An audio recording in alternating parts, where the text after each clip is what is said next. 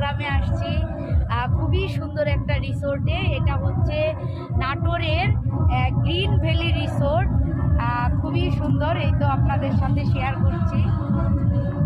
যান যান, সমস্যা নেই। তো এখন আছি আমি প্রোগ্রামের ফাঁকে, আপনাদের সাথে শেয়ার করতেছি।